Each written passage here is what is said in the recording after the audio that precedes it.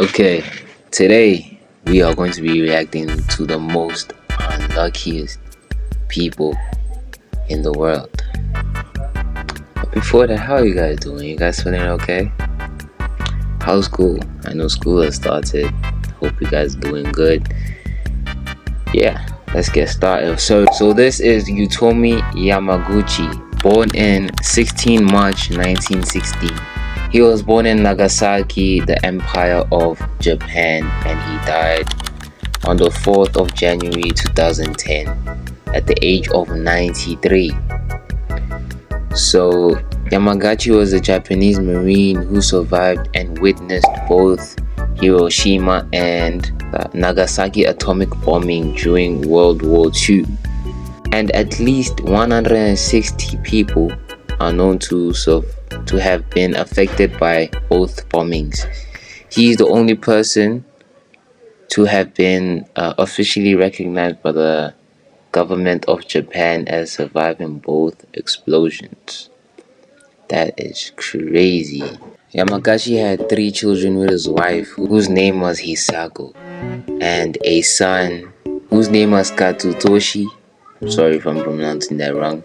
And 2 daughters, Toshiko and Naoko, and all of them suffered with health issues likely related to their parents' radiation explosion from the Hiroshima and Nagasaki atomic bombing, with the son dying of cancer at the age of 59, and his wife also died from cancer, and his daughters have faced lifelong health challenges, with Toshiko becoming a prominent voice for peace and sharing their stories.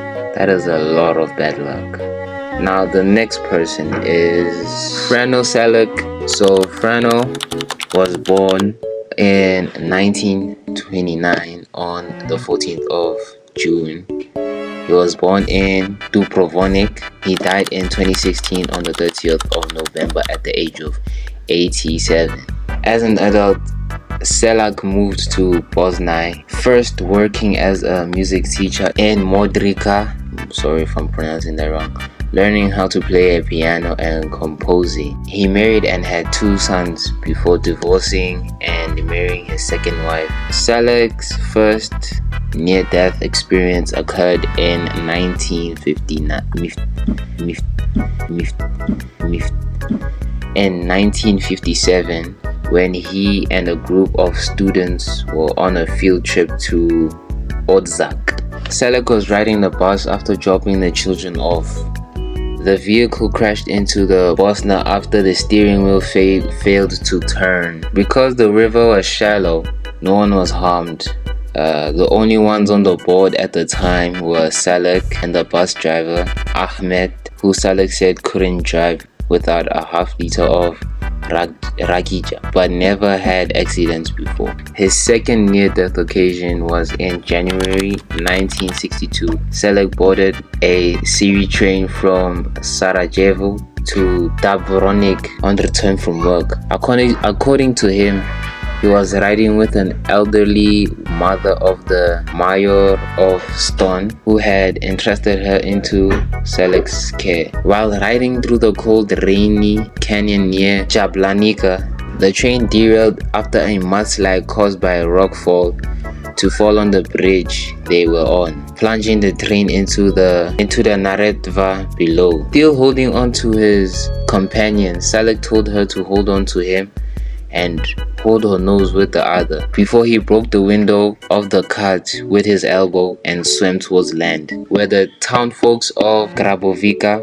pulled them out safely. Now in that day, 17 passengers drowned, with bodies reportedly found downstream as far as Metkovic. Selak survived a broken arm and hypothermia. That is insane. Now his third near-death experience in 1963 while teaching a school in Daruvar as part of his service in a military band of the Yugoslav People's Army. Selak received a call that his mother was hospitalized for complications with diabetes in Rijeka. He headed for Luko airfield near Zagreb and boarded a DC-8 which was taking off for its first flight with a total of 17 passengers and 4 crew members. According to Selleck, this was his first and only plane ride during the flight. Selleck exchanged glances with the flight attendant named Rosika and eventually left his seat to talk with her at the back of the plane at the emergency door. Selleck told reporters in 2006 that while over Kabar, he heard a loud noise before the exit behind him opened. With the changing air pressure sucking him out, he fell 800 meters, losing consciousness before landing in a haystack in Prague. According to Selleck, he spent 4 days in a coma and woke up at the Department of Zoology. If I try to pronounce that, I'll probably start levitating, so I'll just leave it. Where he learned that he had no fractures over the serious injuries. That's crazy. So this is Henry Nicholas Johnson Gunther.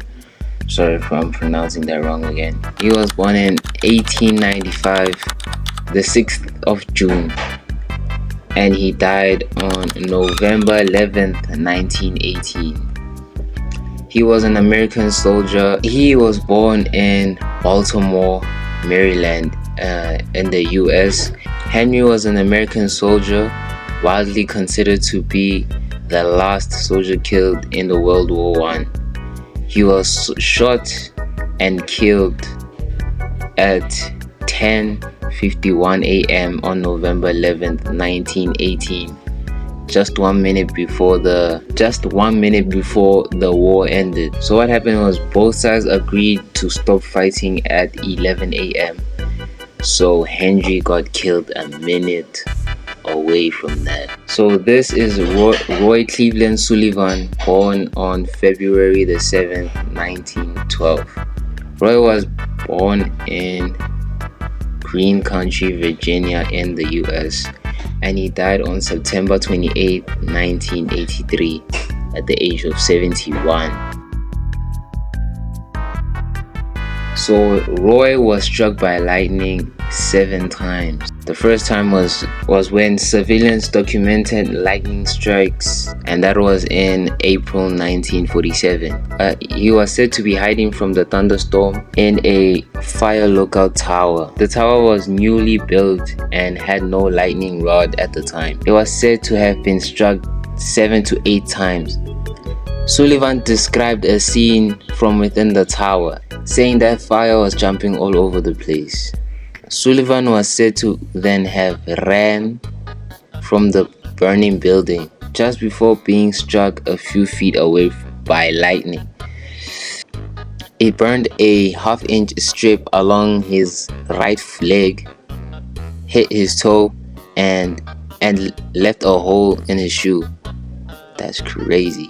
The second time he was hit again in July 1969. Unusually, he was hit while in his truck driving on a mountain road. The metal body of the vehicle normally protects people from lightning strikes by acting as a Faraday cage. The lightning first hit nearby trees and was deflected onto the open.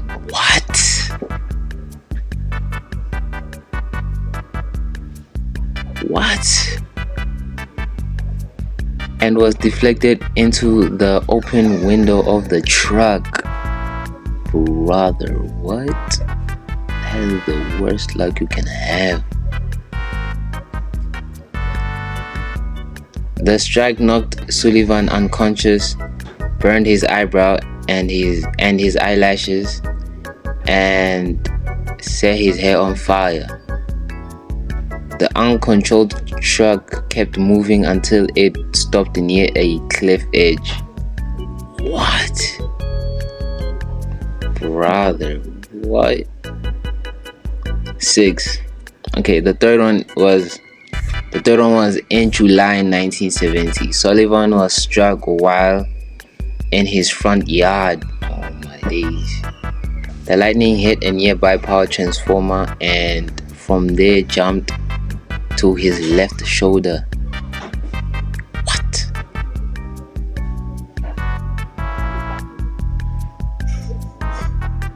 The fourth time was in the spring of 1972. Sullivan was working inside a ranger station in Shenandoah National Park when he was struck again. It set his hair on fire. He tried to smother the fire with his jacket.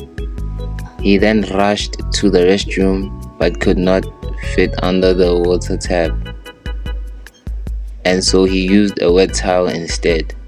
Although he was never a fearful man, after the fourth strike he began to believe that some force was trying to destroy him, and he accrued a fear of death for months. Whenever he was caught in a storm while driving his truck, he would pull over and lay down. He would pull over and lay down on the front of his seat until the storm passed.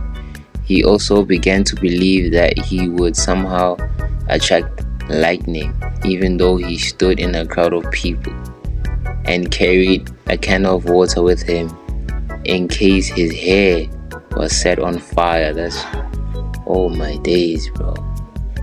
The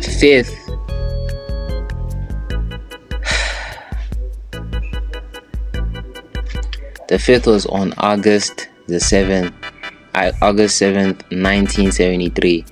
While he was out on patrol in the park, Sullivan saw a storm cloud forming, drove away quickly. But the cloud, he said later, seemed to be following him. When he finally thought he had outran it, he decided it was safe to leave his truck. Soon after, he was struck by a lightning bolt. Sullivan stated that he actually saw the bolt that hit him. The lightning moved down to his left arm and left leg and knocked off his shoe. Brother. It then crossed over to his right leg just below his knee. Still conscious, Sullivan crawled to his truck and poured a can of water, which he also kept there over his head, which was on fire. 6. The next strike on June 5th, 1976, injured his ankle. Only now he's getting injured. It was reported that he saw a cloud, thought that it was following him, tried to run away, but was struck anyway. His hair also caught fire. 7. The seventh time was on June 25th, 1977. Sullivan was struck while fishing in a freshwater pool. The lightning hit the top of his head and set his hair on fire, traveled down and burnt his chest and stomach. Sullivan turned to his car when something unexpected occurred. A bear approached the pond, tried to steal from his fishing line. Sullivan had the strength and courage to strike the bear with a tree branch, despite the fact that his hair was on fire. He claimed that this was 22nd time he hit a bear with a stick in his lifetime. Bro, who is this guy? Shazam? Rather, what? Oh my days. This guy is legendary. What?